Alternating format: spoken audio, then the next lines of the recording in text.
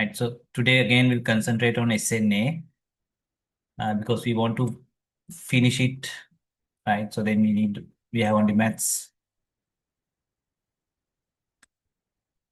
So we have three more topics to finish. Actually, two full topics and another topic that we will finish. Okay. Right. So last time we finished virtualization. Uh, so today first we want to finish cost management. Okay. So that we want to finish with past papers. So then we have two topics. Okay.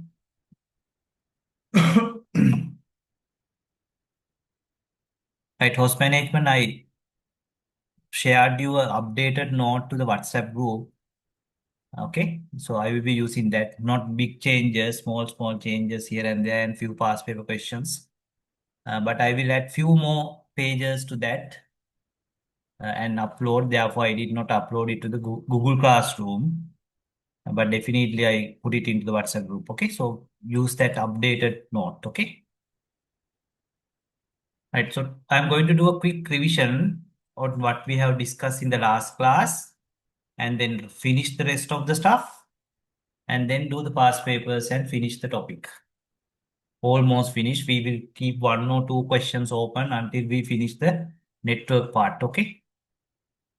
Right. So remember, so we start discussing Linux host management. So basically, you must be pretty familiar with doing file operations, use access management, uh, with and basic system administrative tasks like shutdown, restart, process monitoring, installing a software, uninstalling a software, maybe configuring a software. So those kind of basic things. Okay. User management, file management, program management, basic security like access control. Of course, network configuration, we take it in the next topic. Automating system task is, so basically these are our next two topics. So therefore we are not going to look at these two in this topic. Right, so we discuss the basic commands like who am I, pwd, right? Customizing the terminal because you must practically do this. Right, so then the use of sudo, temporarily assuming the admin privilege. Of course, if your user is given sudo access, not just because you create a user, you don't have the sudo access. You know to give the sudo's access. I explain how to do that.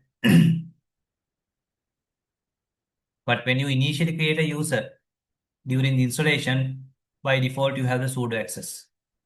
So this topic, this slide I updated with more details. So the basic folder structure in Linux, right? So that is why I'm doing it as a revision because some slides I have changed and I have added more details. So the in Linux, it is called root, right? So then some important folders. So remember when you log in, by default you log into uh, your command line will refer to your home. Under home, of course, if your user is Alice, this is your default folder. And this is where you have the full access. Read, write, execute, full access.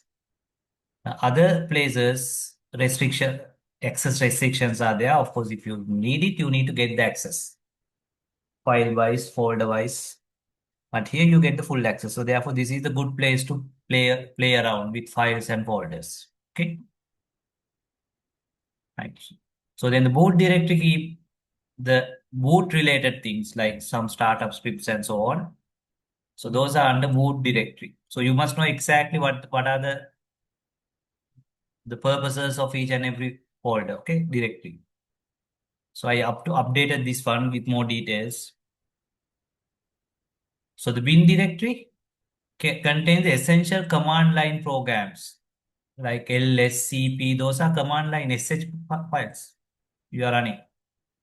And by default, when you type LSCP, Your Linux will check whether that command is or that command file is in the bin folder.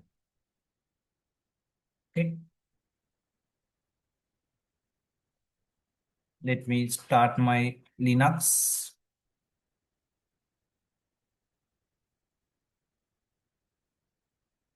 So be very serious. This is final year subject, okay? Final year. So the expectation is only serious guys will get the degree. Not just you are very goes through the surface, okay?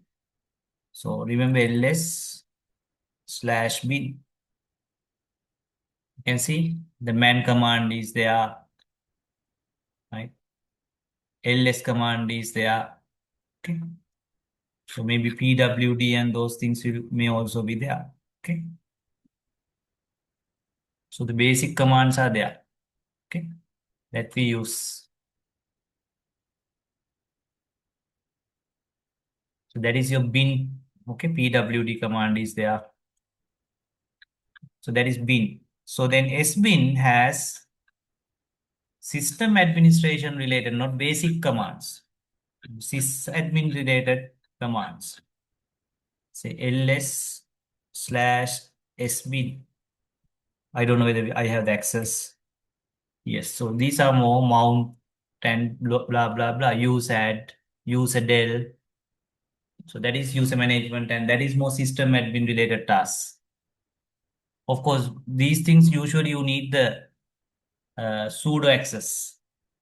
Okay, sudo access. Right? Bin, sbin. So you must know what is the difference between bin and sbin. So then the lib folder is where your system libraries. These are more related to the system OS, like boot process and so on. Lib. Then you have lib32 and lib64. Those are mostly for your install software. If it is 32-bit software, it will go to the lib32, like program files 32 and 64. Okay. If it is 64-bit compatible software installation, those libraries will go into lib64. This is OS related libraries. So be very serious, right, within your syllabus. So then this is where your home, like your document folder in Windows, /root is the personal home directory of the root user. So usually for every user, you have a folder, bin, lib, etc.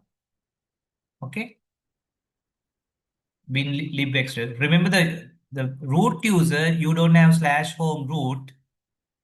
For root user, you have separate /root.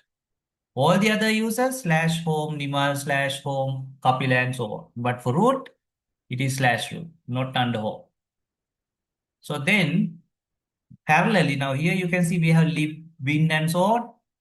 So under user folder also you have bin, lib, and so on. So that is when you install something for your current user only, right? So those things, right, will mostly going into this lib and bin folders.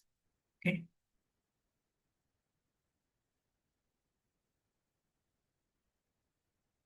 So then you have the dev, sys, and proc. Those three are highly related. Okay. Dev, sys, and proc. So this is the summary of dev, sys, and proc. So dev folder has, or dev directory has the device files,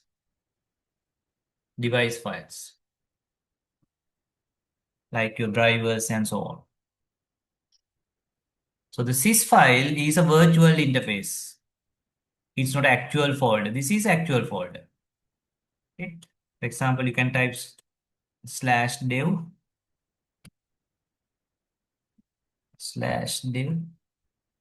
So these are the actual device files. Okay. But if you take /dev, sorry, /sys,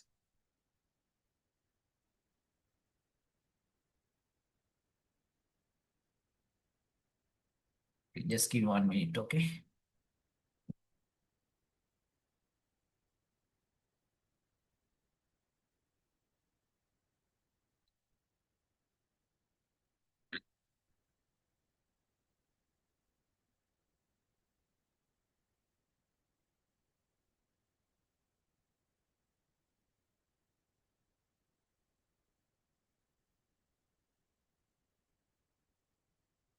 Like slash sys. These are virtual. You can see it's not a directory. These are virtual files. Okay. But dev is a real device file, folder for device files. So sys is a virtual interface. Proc is another virtual interface for processors, kernel info. Okay. Kernel info and so on.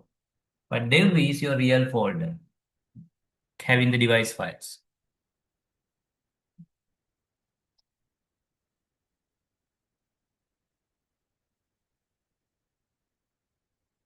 Right. If you look at the proc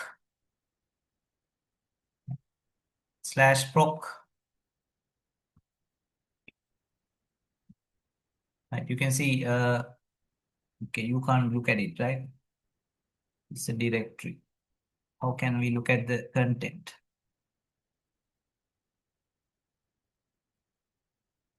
Right. ls slash proc. Now you can see there are numbers. So these are the running processors. So 1, 10, 104, 12, because proc is a virtual directory. So each number represent a running process. Okay, running process. So let's type ls slash proc -l. So more details are there. But these are pretty much, not pretty much, these are, though it looks like files, those are processors. Okay, those are processors.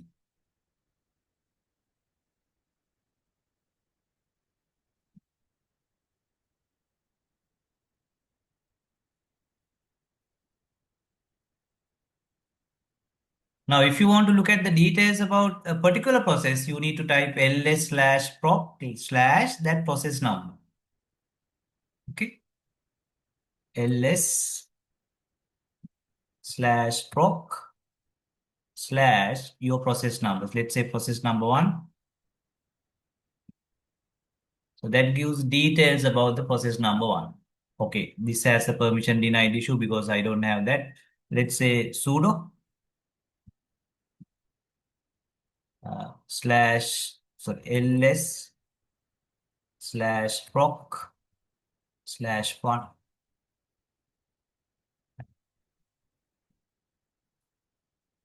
Now I can see the details. So likewise, that is how you look at the because this is a virtual folder, right? Virtual directory. So similarly, you can look at, so there's no second process, but yeah, third process, second process is also there. Okay, second process is also there. Likewise, you can look at the details. Anyway, you don't need to go to the detail, but you must know what is this and how to look at the individual process related things. Okay. So then you have the etc folder. It has the configuration files, system-wide configuration files. Right. So you can go and have a look at ls slash the root etc. So this has some configuration files, especially the network related configurations where you can set up your subnet mask and so on. Okay. Some services related configurations are there in the etc folder. Right? So that is etc folder. So these are some important configuration files like passwd. We use passwd, right? Set password, so that entry goes to the passwd when you add a user. Right? Host, network, initd. So this is used for boot time. Remember we discussed about initd in boot up process. So this is where your sudo permissions files. When you add a user and give the sudo permission, so that user is added to this particular file. this configuration file. But you can't directly edit this. You need to access these files through commands. So we can see very important files, configuration files. So therefore, as system administrator, you frequently need to visit etc folder. So the var folder contains variable data like log files, emails, pools, right? Printer spools. That means things that keep modify, change, right? Var folder, ls slash var. You can see log, right? Spool, mail. So those are there. Okay, those are there. Even backups. So then MNT and media. So when you mount a USB or something, of course, because I am having a virtual machine, I may not be having anything like this. Okay, ls slash mnt, right? Nothing because I have not mounted anything because anyway, this is a virtual machine, right? But if you have set up your CD drive for installation, additional USB drive, so those will be displayed here, right? Under MNT, mount. And temporary mounts are shown as slash media, like temporarily you connect USB drives and so on. But these are permanent mount. For example, when you're doing installation, you need to permanently mount and then unmount it. But when you plug and play devices, mostly those are under media. And this is how you mount a device. Sudo mount, right? This particular device to this particular mount folder. So this subfolder you must create first. You mount this to this. You mount to the mount folder or its subfolder. And at any time you can unmount. Especially when you install software from CDs and so on, you need to mount and unmount. Okay. Of course, these days very rarely we do that like that because mostly these days you install through internet, download and install. But this is the old way of installation. We mount and then run the setup. So you must know these things. So then there's something called swap file.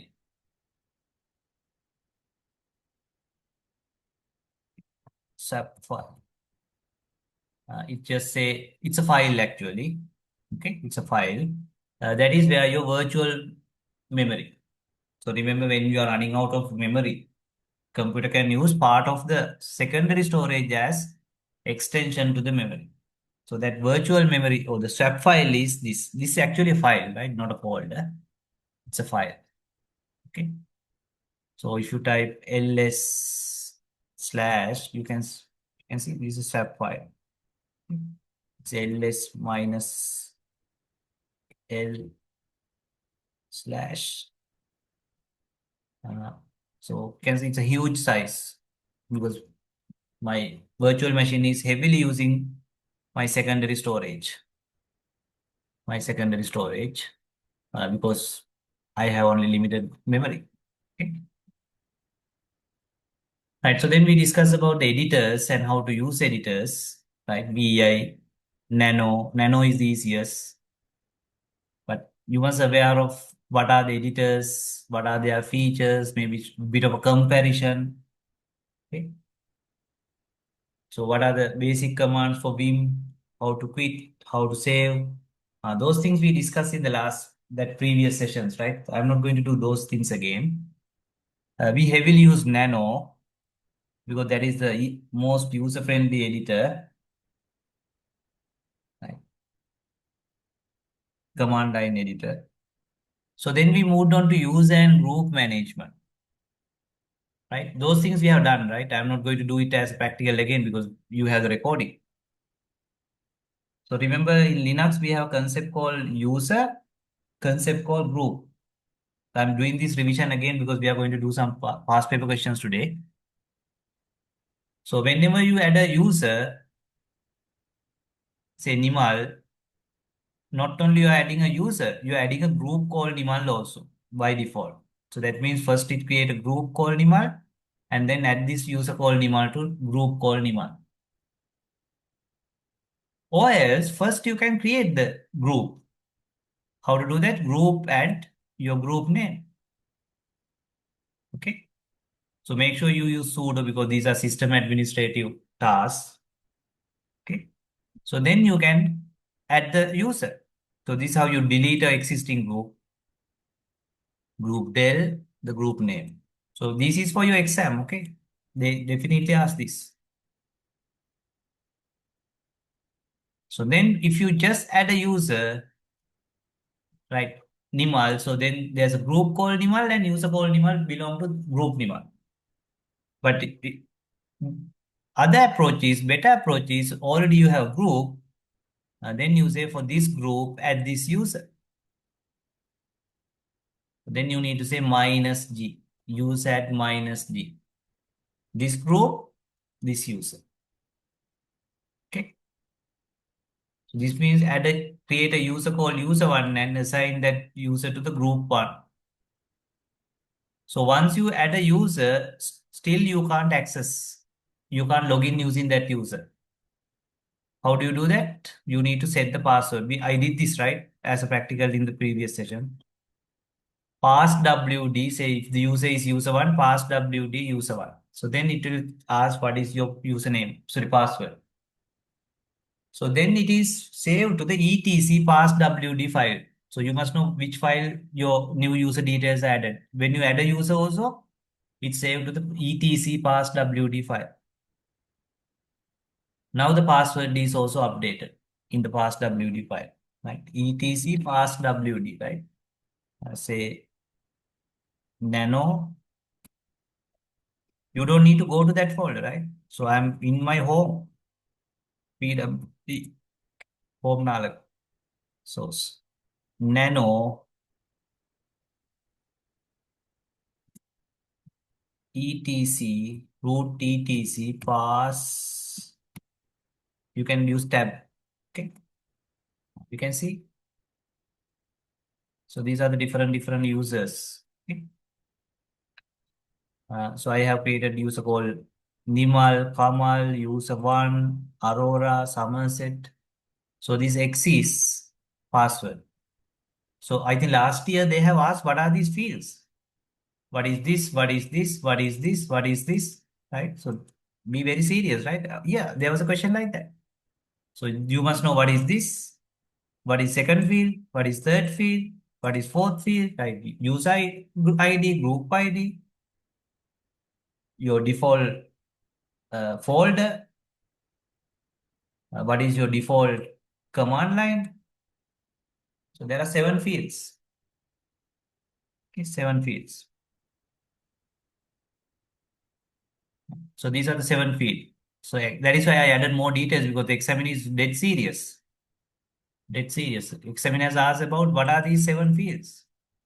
Username, password. Of course, password will be set of X, right? But actual password is there encrypted. UID, GID. You can add a comment also when you create a user, some special comments if you need. Then what is the home directory, like home John? And what is your shell, default shell? So usual default shell is bash. So when we do scripting, you will learn that there are different type of shells also. Bash shell, prawn shell, C shell. So you can set what is your default shell. By default, it's for Ubuntu bash shell. Anyway, don't worry, we are going to discuss about that when we are doing scripting. So different shells have slightly different features. So if you mostly you work with say C shell, when we create the user, we can set the shell to C shell. For example, if you are doing C programming, so maybe we can set C shell as your default shell because otherwise you need to keep change to the C shell.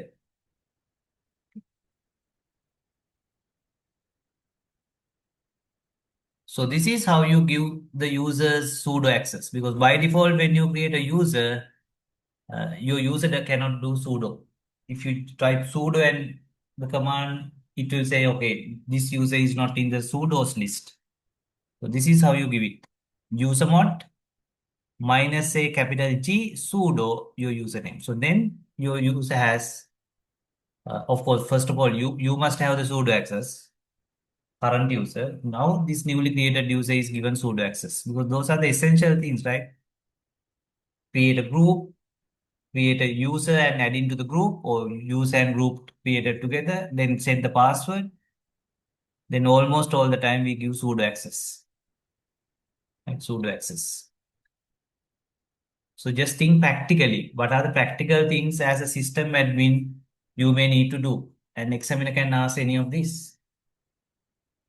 Because remember, I am not a system administrator, right? I'm more software developer, programmer. But someone who is setting this part, your paper, that lecturer or that whoever, right? Lecturer or doctor or whoever. So his specialization is system administration. No, one of the specialization is system administration. So therefore, he or she will expect that you go into that level, serious level, then think practically. What kind of things? Installing software, uninstalling software, configuring network, right? Set up a web server. Those are the things that the examiner is going to ask because examiner is specialized in sysadmin.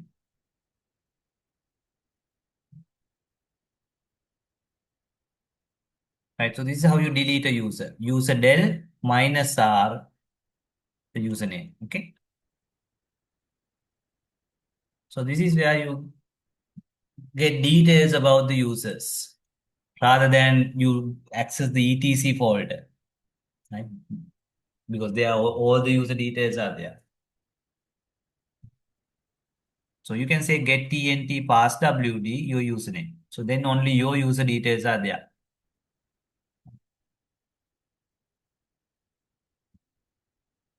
Get ent pass wd, say Nalaka. So only that entry is there. Only that entry is there. Okay.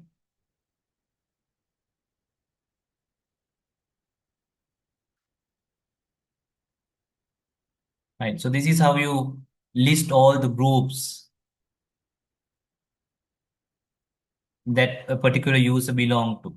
For example, groups, say Nalaka belong to. You can see there's a group called Nalaka, ADM, CD-ROM, sudo, because by default sudo access is given because this is the first installation user. I created at the installation time. And some more access is given. Okay. So this Docker access is because I installed Docker software using this login. So therefore that access is also given because I installed that software for last year, semester 6 students.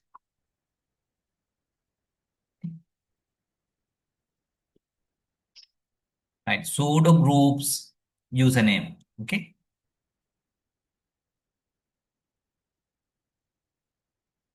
Right. So then we moved on to access control. So this is super important topic. For some reason, last year, 2024, very few questions from this topic. I don't know why. Almost nothing. But almost all the other years, almost full question is there. So therefore, I don't know why, right? Maybe this for you, you may get more questions from this because last year examiner has decided not to ask much from this particular topic because this is the topic where examiners can give a lot of questions usually. Okay. So this because this is a heavy topic. But for strange reason, like last year, almost no question from this topic. Okay. Most it is network administration, virtualization, and so on.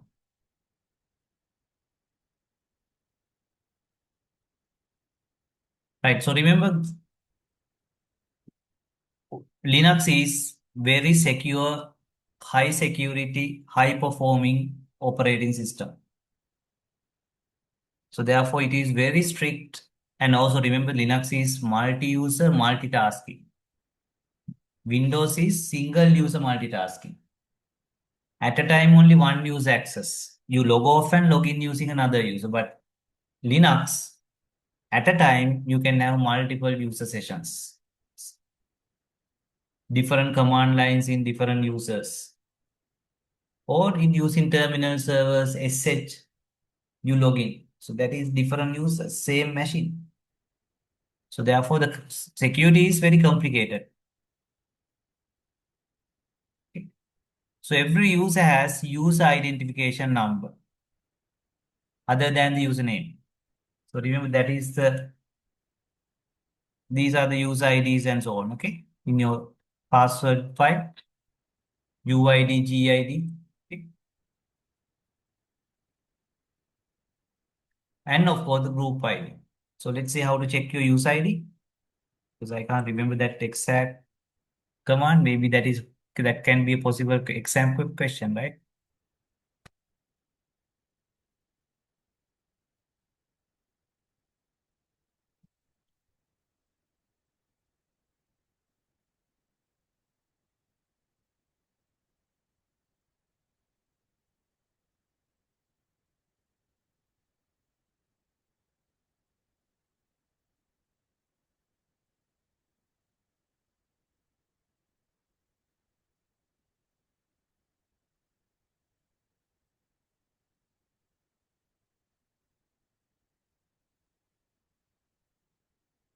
Say Linux get use print user ID.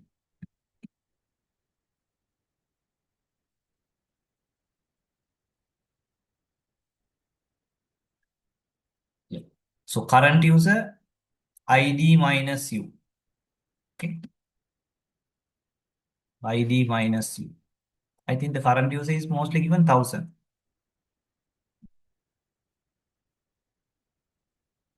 Yeah. Okay. Group, I don't know. There can be multiple groups, right? Definitely it's not going to be ID minus G. So, but users groups we can check, right? Remember that there was a command for that. You must remember those commands. What are the groups that particular user belong to, right?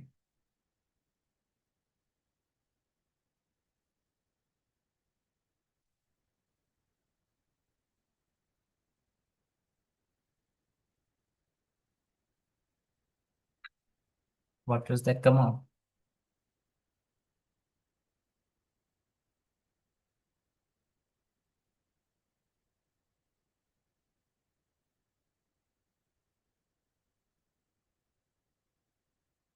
Yeah, groups username. Okay, groups username.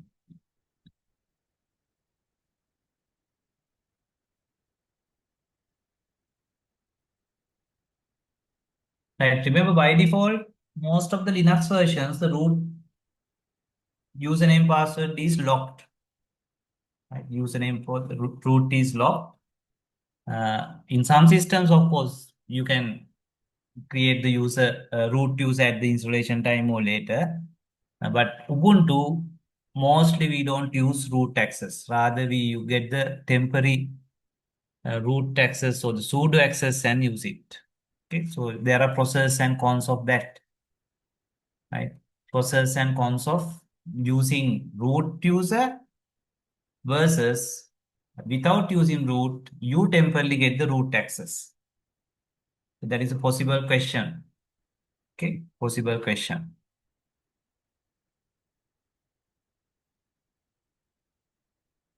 So advantages of using sudo because you get only temporary access, temporary root access.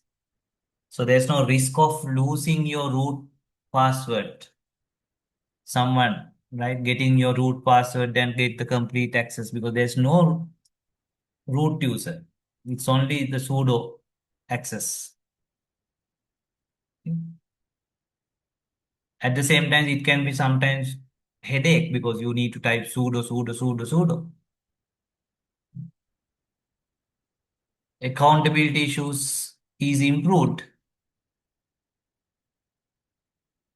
because these pseudo commands are locked and you know which particular user use that. It's null as sudo. Otherwise, what happens is people tend to share the root access. Then you do, right? X is also logging as root, Y is also logging as root. But now you know that, yes, who you run this administrative task? It's Nimal with sudo power. So that is good. Other thing is you don't need to log in root as root and again do it and log off, right? So while you are in your account, you can do it. Okay.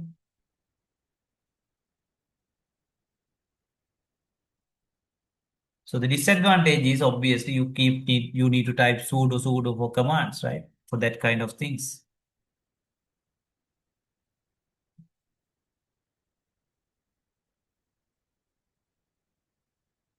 So remember user ID 0 is for the root, 1 to 99 is for the system users for different system processes. 100 to 999 are again for system users for some well-defined packages like MySQL and so on. And user ID bigger than 1000 is for normal users. So that is why my user ID is 1000 because Nalaka is the first user ID, first user I created at the installation time. So then I created something called uh, Somerset and so on, right? So let me double check what is the user ID for that.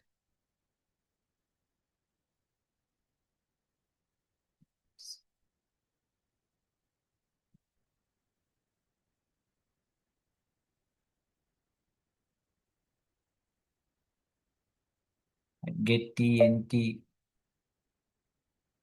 pass WD say Somerset. Yeah, so that user ID is 1008. Okay, 1008.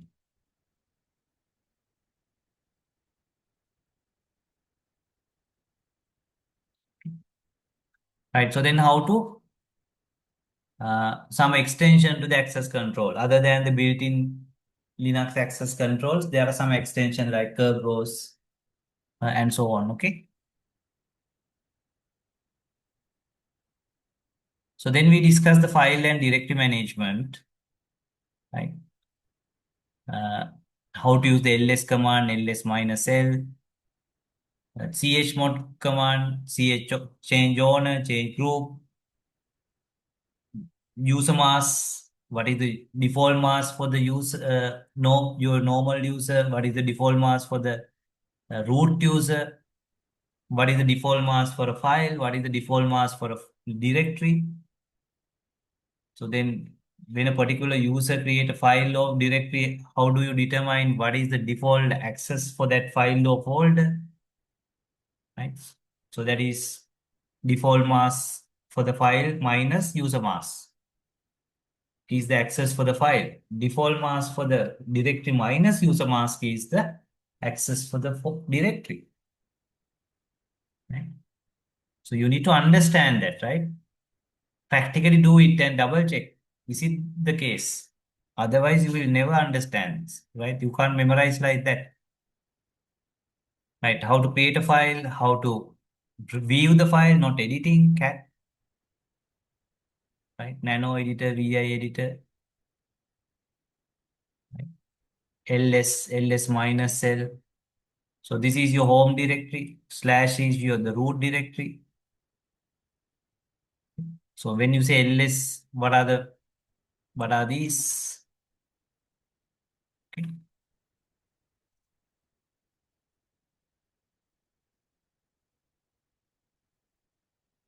Then how to create a directory. Anyway, these things you learn in semester one also, right? MKDIR.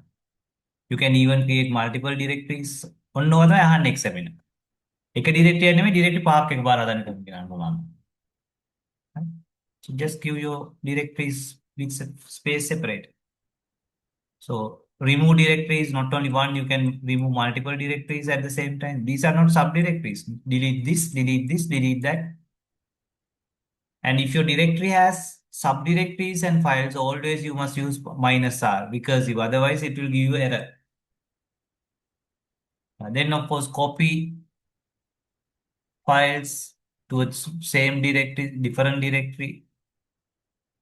Copy files directly with subdirectories and files, so you must use -R. Otherwise, you will get errors. Okay. So how to use this star and blah blah blah. That is for all the files. Copy all the files in current directory to this directory.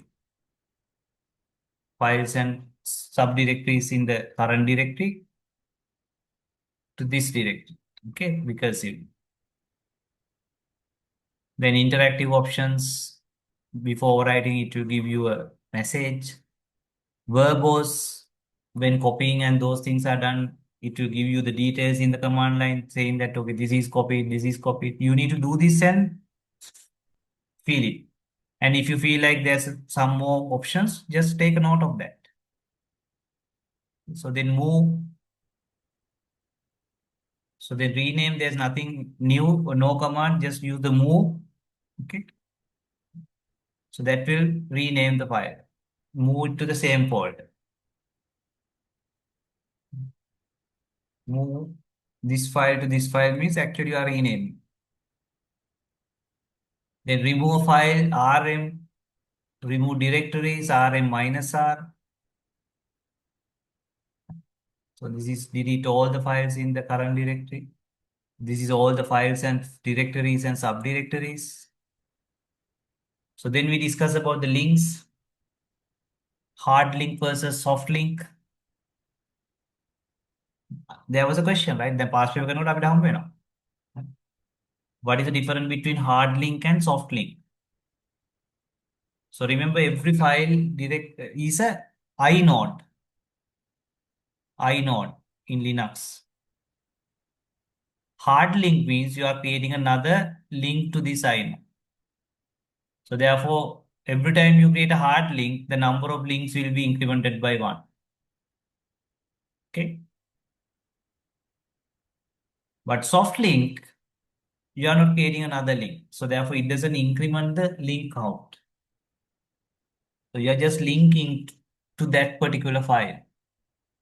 And that file is referring to the inode. Therefore, the soft link does not increment the link count. So this is your file. This is a hard link. So that means another one referring to the inode. Now the number of nodes are links are 2.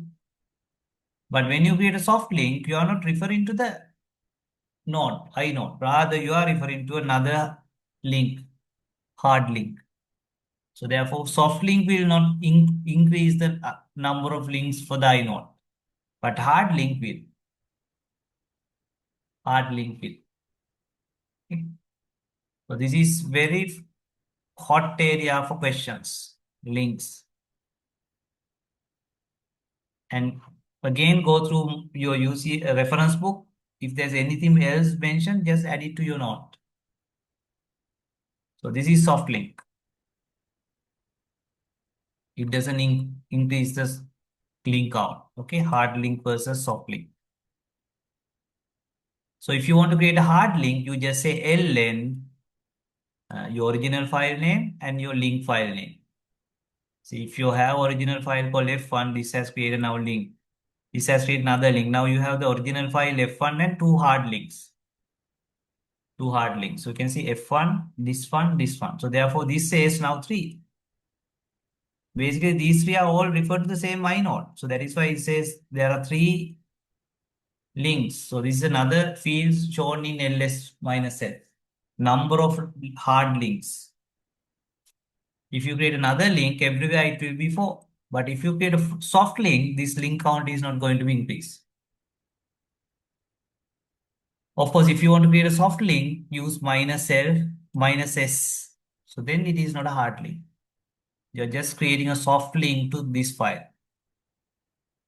And when you type ls-l, you can see that it is a soft link. First of all, it won't increase the link count. Still link count is 1 if this is a new file. But here it says this link 1 is referring to the file 1. Because this link 1 is not independently referring to the another original inode. So this is referring to this and this is referring to the inode. So therefore still the link count is 1. And if anything else that comes to your mind, talk to ChatGPT, because now you need to think what are the possibilities, possible things examiner can ask. Ideally, you must do about 7 years of past papers, at least 5 years. Of course, we are doing 3 years, so do at least 2 more years, but maybe another 4 years. Some questions are out all syllabus, right? So you when you read the question, you can feel like, okay, this is not in our syllabus. But if you take about 5 years ago, 6 years ago, past paper, I have uploaded, right, about 6, 7 years of past papers. You will feel that, okay, more than 70% of the questions are relevant to new syllabus. Only about 20 to 30%. Okay.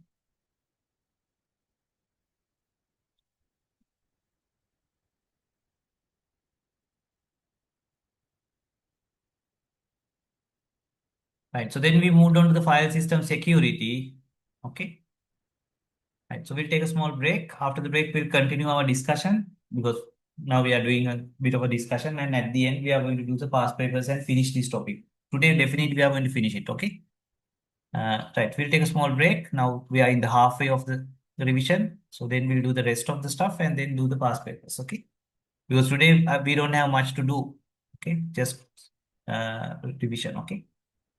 Right. So we'll start at now it's 7:50. We'll start at 8:05.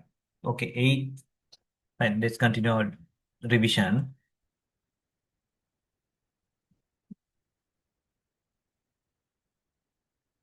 Right. So remember every file or directory has read, write, execute, power, permission. Sorry. Uh, so user, group, other. User is the owner. Okay. User is the owner. We usually we don't call the owner because he also owe. He also owes. So therefore, remember we use uh, symbols U for user, G for group, O for owner. Sorry, O for other. Other means not you owner, not group member of the owner, someone from some other group. Okay. And you can use it this RWX or you can use number. So RWX means 7. RW no execute means 110, that is 6 and so on. Okay. Right. So change chmod. Change the permission of file or directory. How do you do that? Using chmod. You can use numeric mode or symbolic mode. For example, chmod 400 means you set the access to 4 is 1, sorry, 0 1 1, sorry, 100 000 000. That means read, no write, no execute. Here nothing, nothing, nothing. Okay. And so on. Okay. That means read by owner only. Owner can read, group and others can't do anything. So this is read, write, execute, read, write, execute, read, write, execute. User, owner, group and others, they can do all anything. Right. So you can change it, right? Plus, addition, minus, remove that permission, equal means give that, assign that permission.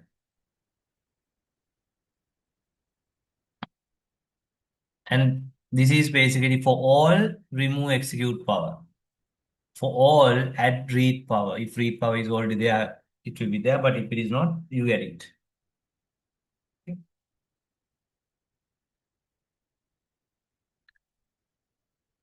So then every file has owner and group. Right? By default, when a particular user create a file, that user is the owner. And that user's group is the group owner. At any time, you can change the ownership and group. CH on, CHGRP. Right? So that means, say you create your file. Say your username is foo. Maybe you can assign the ownership to bar, right? So CHOWN. So this is the new user of this file, new owner of this file. So now new owner of sample.txt is user one. So this is the new group owner of this file is this, so colon. Or this is for this file, owner is user one, group is this particular group. So that means you change both owner and group. So using CHOWN, you can change owner only, group only, or both. But if you want to change on the group, one is of course you can use CHOWN like this, or you can use CHGRP also. Right? So change the group for this folder, this guy, this particular group. So that is the group. So then the group permission is applied for any user in this group. So then this is super important, the mask. I told you this is one of the uh, trickiest part. Right? Trickiest part. Actually, I reformatted this slide. That is why I'm doing it again. So every file, sorry, there's something called default access for file, default access for directory. So default access for file is 666. That is read, write, no execute, read, write, no execute, read, write, no execute. Default access for directory is 777. Read, write, execute, read, write, execute, read, write, execute. So this is in Linux. So it doesn't mean that when you create, say you log in as a particular user called Nimal and create a file, it doesn't necessarily mean that your file will have this now or your directory will have this one. No. Though we call it default access for file and default access for directory, when a particular user create a file, it doesn't get this. It may not get this particular access for directory. The reason is there's a concept called default mask, default user mask. So default user mask, of course, if you want, you can change it. But default user mask by default is for users 002 normal users, super user, it is 022.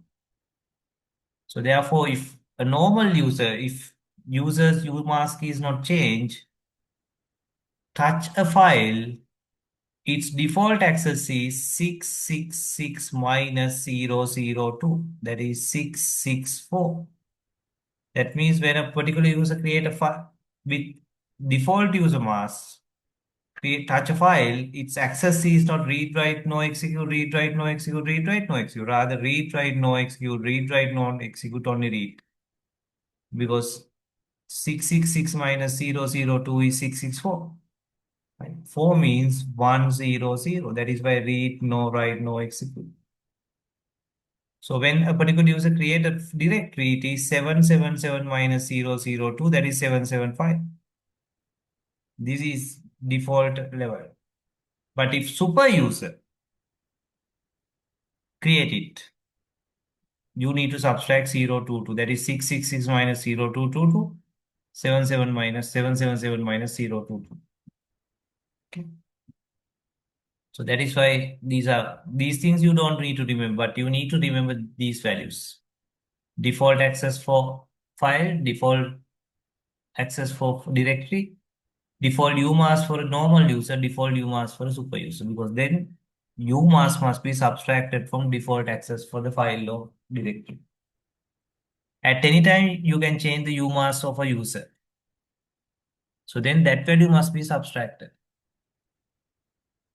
So this is how you check the current user mask for the current user with details minus capital S. So you can see the user mask for the current user. In this case, if you get something like 0002, that is uh, your umask is 002. There is user group owner. And this SC is a special bit, right? We discussed about special bits last time also. Anyway, today also I'll explain again. Special bit, the user group owner. So this can be anything from 0 to 7. Okay. By default, yes, 0024 uh, normal user, right? And 0224 for admin user, okay? Or super user. So this is how you check the current user mass. U mass capital S. Yeah. For the user.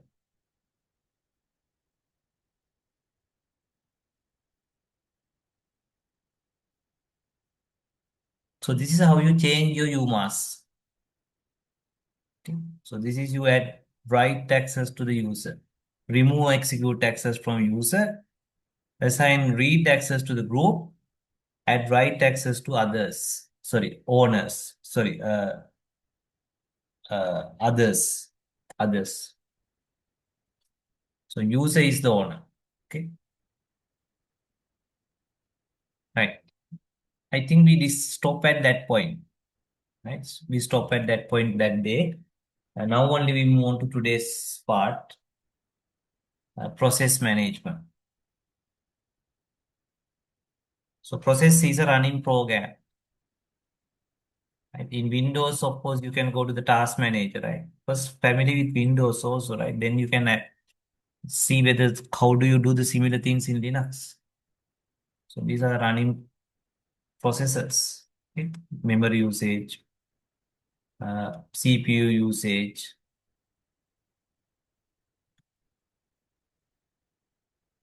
So similar thing we can do with Linux, and you should know how to do it in command line. Okay? Command line. So every process has process ID, parent process ID because process can be a sub-process. UID, that is the user who initiated this process or run this process. It's group ID. Niceness is opposite of priority. Higher niceness means lesser priority. මේ ඔක්කොම example අහලා තියෙන පහුගිය paper වල හරි. So lesser nice means it's high priority.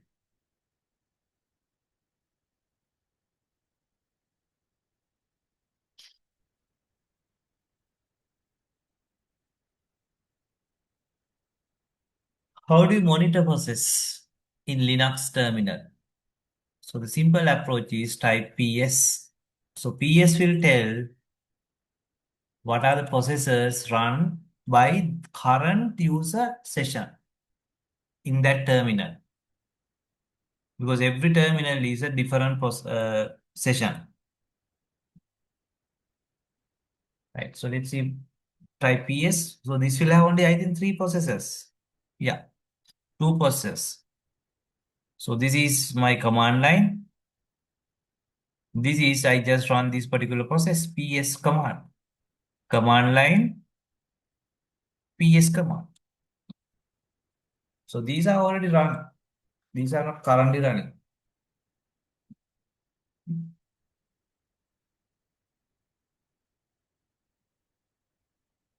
But if you want to see all the running processes, use PSA. PSA. Not bound to this command line. All the processes. And if you need more details, you can use other parameters like UX.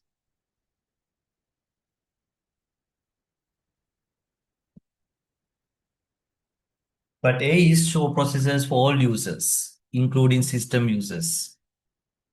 So U means provide more details. X means list processes that those are not related to this terminal as well. AUS. So then you can see big list. Okay.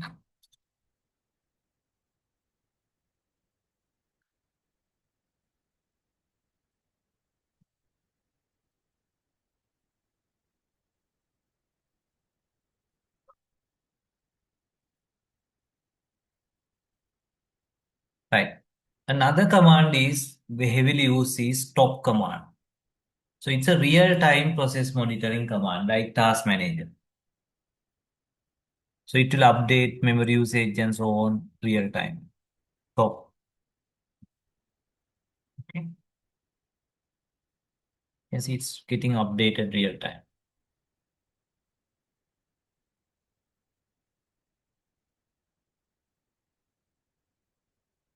So these periodic processes we will discuss because we have a separate topic called scripting, right? Cron jobs, SysTMD. So don't worry, we are going to look at those schedule jobs processes separate. So every process has a process owner. For example, if I run Firefox with user account called Nalaka, the process owner is Nalaka. Okay. So that is called process owner.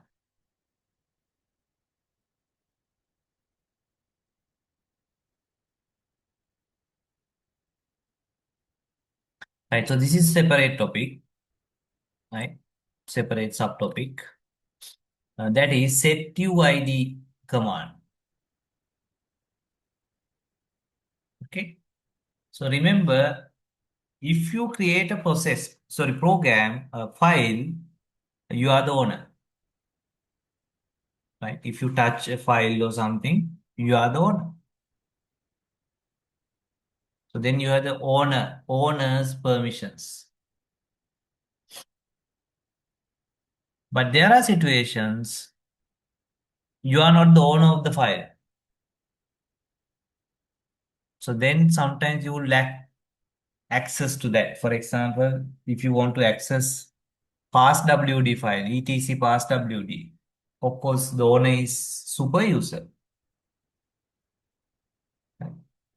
So if you want temporarily, you can assign the ownership to a particular user.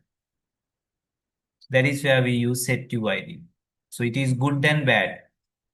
You need to do it in a very controlled manner, otherwise it can be security issues, right? Setting use ID to other users.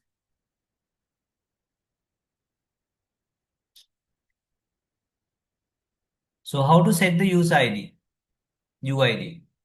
So you need to use chmod. But now you give S access, U plus simple S.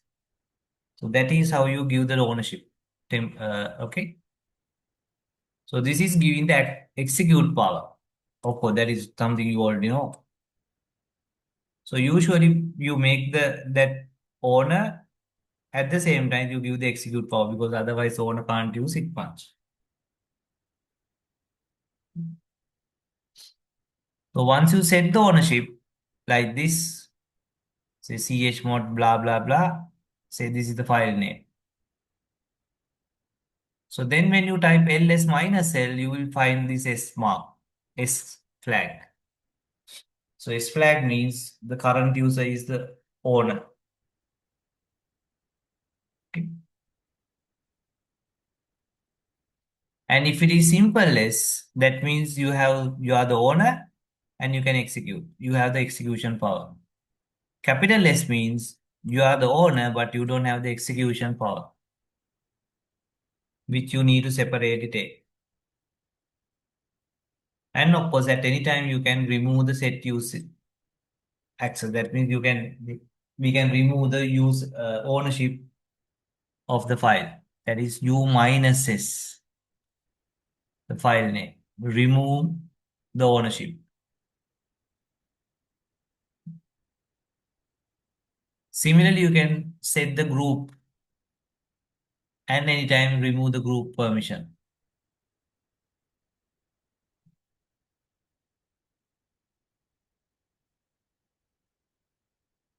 So sometimes this setting use ID, set GID can be convenient, at the same time, there are security risks,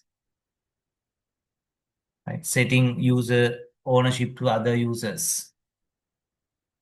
So therefore, if you want, you can disable this.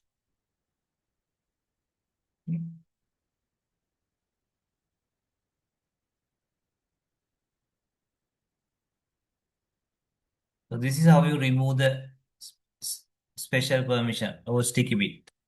chmod minus t, the file name.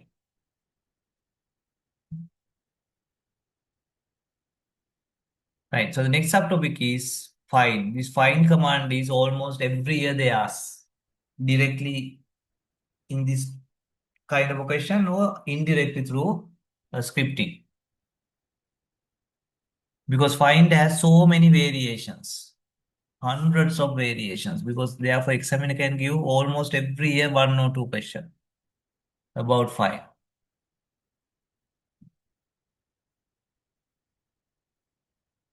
So the best thing is you learn it by examples. So this means find this particular file in GFG folder under root. Okay. So minus name means you are giving the name that you are looking for. This is the folder, or it can be a file where you look for this pattern. So dot means current folder. So this means for find whether this particular txt file is in the current folder.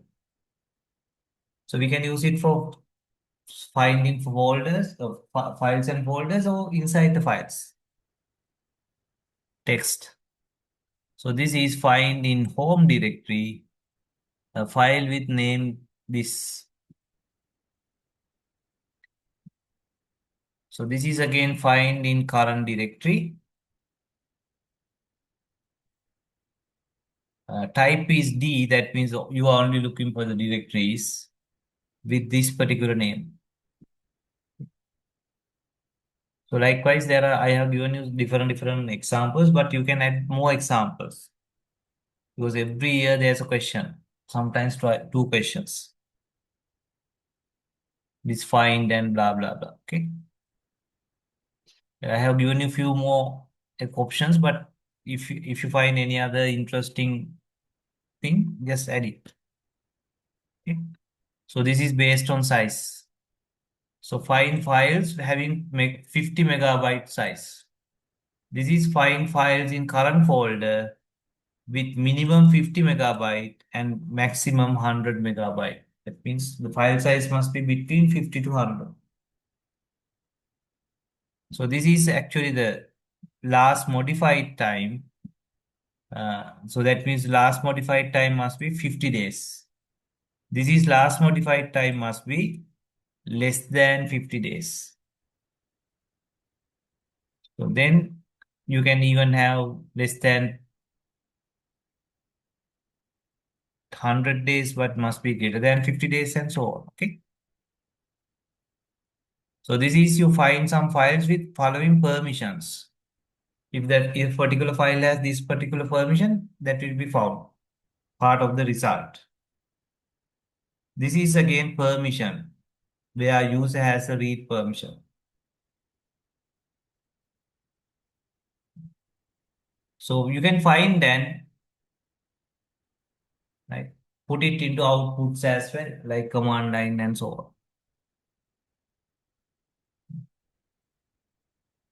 You can find and delete,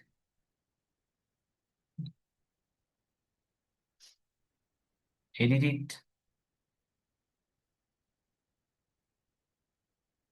Right. So then of course you have the installation. So find command, you need to do it by yourself because there are so many variations. Okay. Right. So then the software installation, there are different ways you can install software in Linux. These days, the most popular is just let it download and install. So there are different package management systems in Linux, like the most popular are the RPM, Debian or Deb. Okay. the packages, the RPM package installation. So these are the possible options. So similar to RPM, there's another tool called DPKG. So using these tools, you can install, uninstall, upgrade. Okay. So then you have the APT and YUM as well. So those are high level approaches, more convenient approaches. So these are the fundamental commands. For example, if you want to install a particular software, first you need to see apt get your software name, apt cache, then of course you need to install. Maybe later on you want to update if there's a latest versions. That is using advanced package tool apt. Maybe you can use YUM, yellow dog updater. So it's up to you to decide which is your popular, famous installer. Or maybe you can try a few things.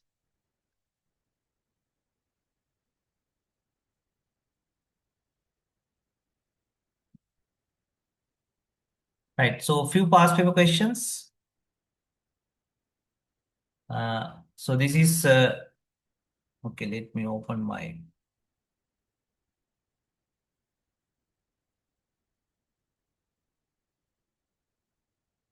So these are very straightforward, straight from your either UCSC note or reference book. You will find that most of the answers they say this answer is from this particular your reference book, this page. So that shows that examiner really interested that you guys read the relevant pages mentioned in the syllabus. Okay, I told you that last class also. Right. In GNU Linux, this 2023, etc password, etc shadow files are owned by root user. Yes, those are root user. Right. Because these are sensitive data, security related, right? User management. However, regular users can change their own password without having to be the root user. Yes. So you don't need to be a root user to change your password. Of course, the password change goes to the etc passwd file. Explain how this has been implemented in GNU Linux. So that is where you use commands.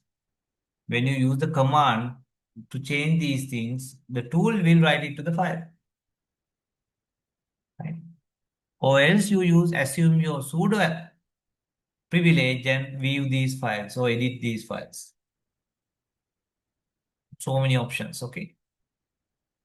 Or even you can set to use set UID. That means you become the owner, right? Owner and then access it because otherwise you don't have the privileges, right? So there are different solutions, right? Explain the difference between hard link and symbolic link, right? So I explained that today itself also. Use GNU Linux commands for the explanation. So that you need to explain how the hard link is added, soft link is added, maybe how to delete a hard link, delete a soft link. So you need to explain, right? Which parameters to be used and so on.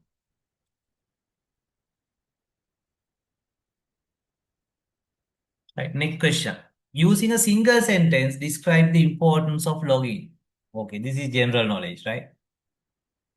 So log files are used one when there's an error or exceptional situation, we log it so that we can go to the log file and see whether there are errors.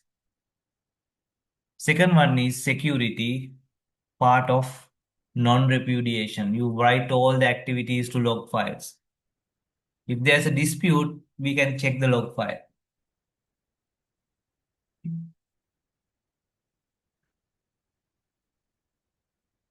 So errors, other information you can write to a particular file. Temporary file, we call it log.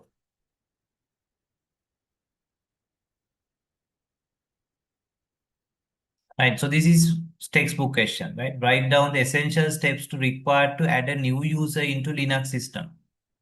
So you can use add. Maybe you can first add the group and then add the user to that group, or when you just use add, uh, a group is also created with the same name. So then you need to set the password. Maybe you need to add the sudo access optional that one. Okay. Right. Edit the password file, or you can even add user command. So then set the initial password. Remember set pass WD. So maybe sometimes you need to create the user's home directory and so on as well. Right. Explain the difference between the Linux command cp and ln in the context of below example. So this is copy. This is creating a link, hard link, two different things.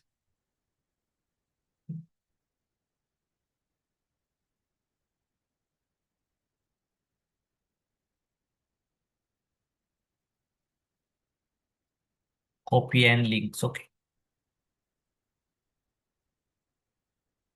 So given below is an entry from the etc password file.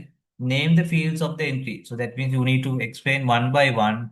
What is the first one? Obviously, username, password, use ID, group ID, default use home, and so on. Okay.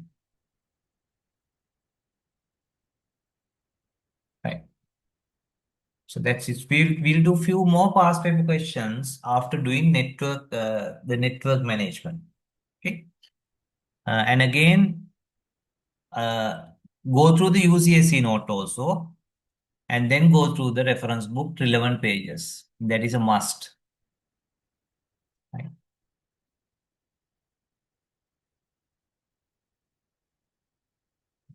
So just go through the reference book first. Sorry, first go through the UCSC note, then the reference book relevant pages. Okay, so this is host management. Now you should go through this. Okay, most of the stuff we have covered, but some other things we have not covered. But those things you can just read it. Okay, use of sudo access control. Okay. මේ ටික දේවල් තනියෙන් කරගන්න ඕන.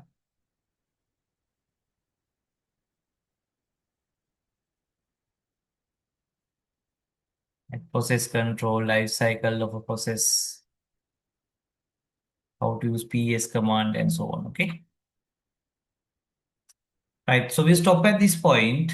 So in the next class, uh, maybe next week we will concentrate more on maths. Okay. So then in the following class, week, we will do the scripting, Linux system administration automation using scripting. Right? So we will look at shell scripts. Okay, so the note is there. Just read the note. It's like learning C programming language. So loops are there, if conditions are there. Okay. Right. We stop at this point, right? Thank you.